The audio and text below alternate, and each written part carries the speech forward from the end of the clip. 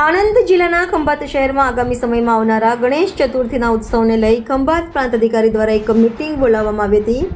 ગણપતિ ઉત્સવમાં જે વિસ્તારોમાં ગણપતિ મંડળો દ્વારા ગણપતિ ઉત્સવનું આયોજન કરવામાં આવે છે તે તમામ આયોજકોને ખંભાત પોલીસ દ્વારા ખંભાત તાલુકા પંચાયત કચેરી ખાતે તેમને એક મીટિંગ બોલાવવામાં આવી હતી. આ મીટિંગમાં ગણપતિ મંડળોના જે આયોજકો હતા તેમને ખંભાત પ્રાંત અધિકારી ખંભાત ડીવાયએસપી ખંભાત દ્વારા જરૂરી સૂચનાઓ અને સરકારના જે ગાઈડલાઈન છે તેનું પાલન કરવા માટે તેમને સમજાવવામાં આવ્યા હતા. ખંભાત એકમ સંવેદનશીલ વિસ્તાર છે, તેને ધ્યાનમાં રાખી કોઈ અનિચ્છનીય ઘટના ન ઘટે તેનું પણ ધ્યાન રાખવા માટે અધિકારીઓ દ્વારા સૂચવવામાં આવ્યું હતું.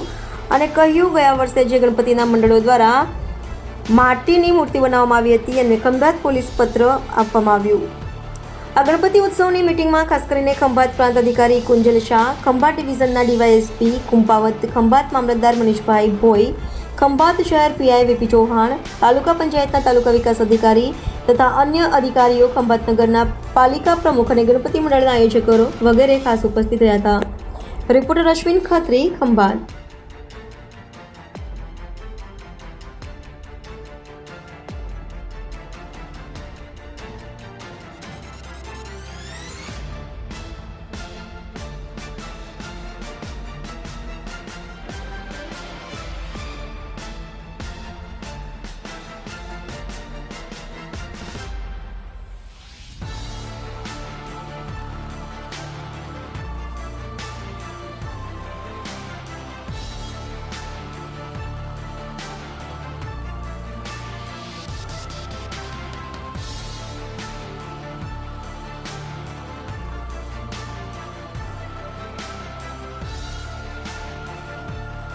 જી, આપનો પરિચય.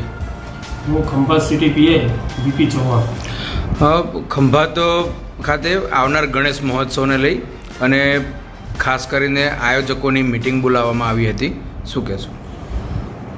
ખંભાત શહેર ખાતે આગામી ગણેશ ચતુર્થી તહેવાર અનુસંધાને મહેરબાન પ્રાંત સાહેબ તથા વિભાગીય પોલીસ અધિક્ષક કુંપાવત સાહેબની અધ્યક્ષતામાં ગણપતિ સ્થાપનના તમામ આયોજકોનું આજે એક મિટિંગ રાખવામાં આવેલી, જેની અંદર કાયદો અને વ્યવસ્થા જાળવવા માટે શું તકેદારી રાખવી, સરકારશ્રીના નિર્દેશ મુજબ 9 ફૂટની મૂર્તિ રાખવી તથા સુચારુરૂપે શાંતિમય ગણેશ મહોત્સવ પૂરો થાય તે બાબતે સૂચનો કરવામાં આવેલ છે.